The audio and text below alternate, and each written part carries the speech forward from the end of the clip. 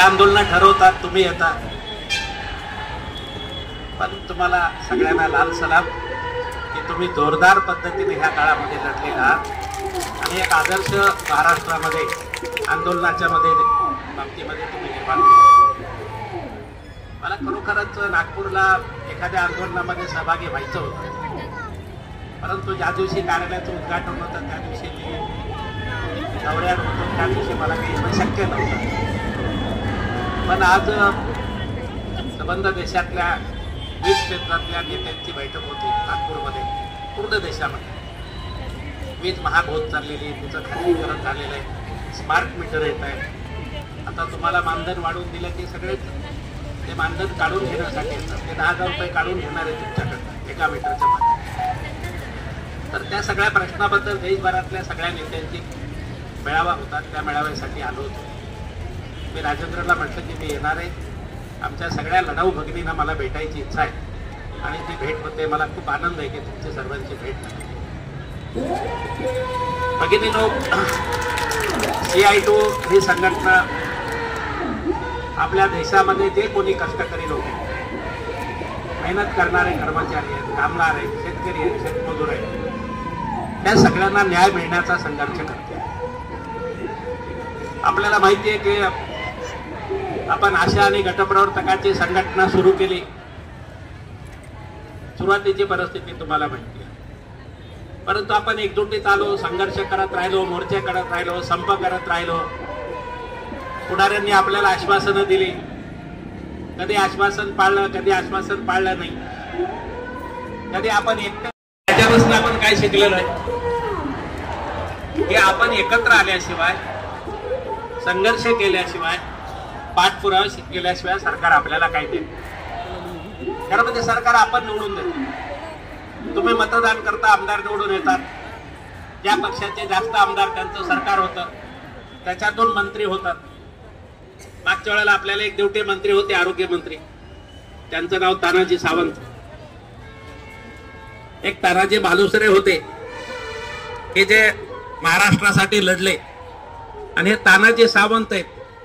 बोलतात एकाने, करतात हा अनुभव तुम्ही घेतलेला आहे.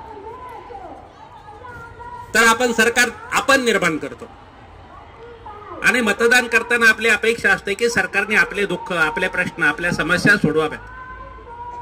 आपण काय म्हणतोय? आपण घरात बसून आम्हाला तुम्ही 25,000 रुपये पगार दिला पाहिजे असं म्हणतोय का? आपण म्हणतोय की आम्ही 8 तास काम करायला तयार आहोत, समाजाची सेवा करायला तयार आहोत. ऊन पाहणार नाही, पाऊस पाहणार नाही, आजार पाहणार नाही, कोविड पाहणार नाही, महापूर पाहणार नाही. कुठलंही संकट आलं तरी सुद्धा आमच्या कुटुंबाकडे, आमच्या स्वतःकडे दुर्लक्ष करून आम्ही समाजाची सेवा करायला तयार आहोत. फक्त आमचं म्हणणं आहे की आम्ही जे कष्ट करतो त्याचं योग्य दाम आम्हाला मिळालं पाहिजे. सरकार काय म्हणतं? सरकार म्हणतं तुम्ही पगार मागू नका. सरकार म्हणतं तुम्ही सेवा करा. फक्त तिकडे अंगणवाडी सेविका, इथे आशा सेविका. म्हणजे सरकारची अपेक्षा आहे, त्या मंत्री आणि आमदारांची अपेक्षा आहे की त्यांना मतं मिळण्यासाठी रोज नवीन ते योजना काढतात, लोकांना फसवण्यासाठी योजना काढतात. त्या योजना राबवायला आपल्याला काम करायला लागतं. परंतु काम करणाऱ्या माणसाला त्याचं कुटुंब आहे, त्याची मुलं बाळ आहेत, त्यांचे काही स्वप्न आहेत, त्यांना घर पाहिजे, त्यांच्या मुलांना शिक्षण पाहिजे, ते आजारी पडतात, त्यांचं म्हातारपण आहे, म्हातारपणी कशा जगतील याचा विचार करायला सरकारनं तयार नाही. आणि म्हणून आता नवीन गोष्ट जी घडते लोकशाहीमध्ये, जी घडायला नाही पाहिजे, की एखादा भांडवलदार शोषण करतोय आपण समजू शकतो, त्याला पैसा कमवायचा, कामगाराचं शोषण करून तो पैसे कमवतो, ठेकेदार पैसे कमवतो. परंतु इथे सरकारच आपलं शोषण करत आहे. 8 तास काम केलं, सरकारी नोकरीतल्या कर्मचाऱ्यांना 35-40 हजार रुपये पगार. तुम्ही 8 तास काम करता, तुम्हाला म्हणतात 8,000 घ्या, 10,000 घ्या, आता आपला 15,000 झाला. म्हणजे सरकार हे जे भेदभाव करतं आपल्या नागरिकांमध्ये, काहीतरी न्यायाची भूमिका असली पाहिजे, काहीतरी माणुसकीची भूमिका असली पाहिजे. परंतु अशी कुठली माणुसकीची भूमिका सरकारकडे नाहीये. ज्यांना आपण निवडून देतो ते फक्त मतापुरतं आपल्यापुरते येतात. एकदा मतदान मिळालं, सत्ता मिळाली की ते आपल्याला विसरून जातात. आणि म्हणून मग डॉक्टर बाबासाहेबांनी आपल्याला जे सांगितलं, आपण संविधान चौकात आहे, त्या संविधान आपल्याला दिलं, त्या संविधानाबद्दल आपल्याला अधिकार दिले. बाबासाहेबांनी माहित होतं की या देशामध्ये जरी आपण अधिकार दिले, हा देश जरी स्वतंत्र झाला, तरी समाजामध्ये दोन प्रकारचे घटक आहेत. एक ज्यांच्याकडे मालमत्ता आहे, ज्यांच्याकडे पैसा आहे, तो धनिक वर्ग आहे, आणि दुसरा कष्ट करणारा वर्ग आहे. ह्या दोघांची बरोबरी राहणार नाही. ह्या अधिकाराचा वापर श्रीमंत लोक जास्त करतील, अधिकाराचा वापर सामान्य माणसाला करायला मिळणार नाही. आणि म्हणून शेतकरी, शेतमजूर, कामगार हे पुढच्या काळामध्ये वंचित राहिलेले आपल्याला दिसतात. आणि म्हणून बाबासाहेबांनी सांगितलं की तुम्ही शिका, संघटित व्हा, संघर्ष करा.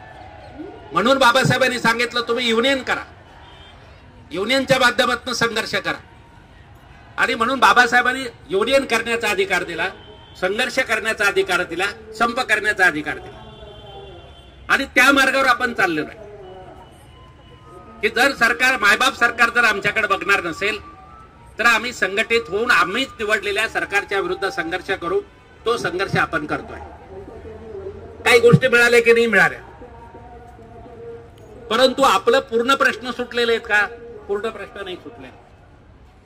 आपलं म्हणणं साधी गोष्ट आहे. तुम्ही आमदार आहे, तुम्ही 5 वर्ष तुम्ही निवडून येता, 5 वर्ष निवडून झालं तर 2-2.5 लाख रुपये महिन्याला पगार घेता. आणि 5 वर्षानंतर लगेच पेन्शन सुरू होते तुम्हाला. त्यांना पेन्शन सुरू झाली म्हणून आपल्याला वाईट वाटायचं काही कारण नाही, परंतु मग सगळ्यांनाच पेन्शन सुरू करणार. 25 वर्षाचा आमदार 5 वर्ष झाल्यानंतर 30 वर्षाचा होतो. वयाच्या 30व्या वर्षी काही तो म्हातारा झालेला नसतो, तरी सुद्धा त्याला पेन्शन देतात.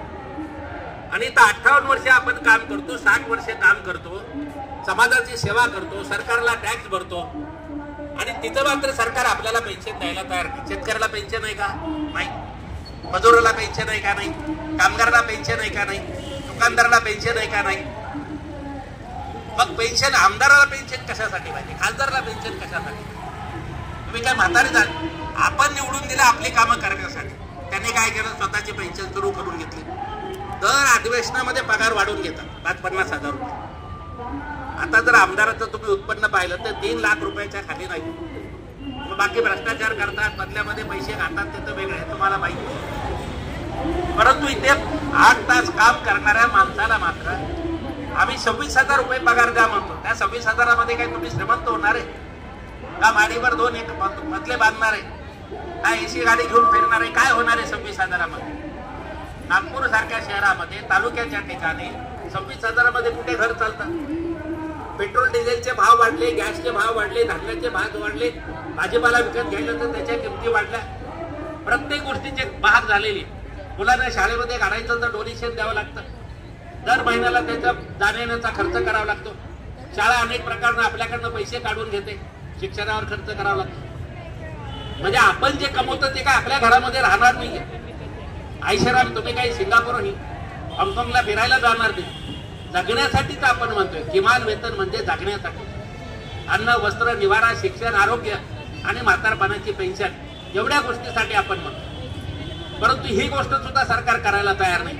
आणि म्हणून आपल्याला संघर्ष करावा लागतो. आणि म्हणून ज्या मागण्या केलेल्या आपण, त्या मागण्या आपल्या माणुसकीच्या मागण्या, माणूस म्हणून जगण्या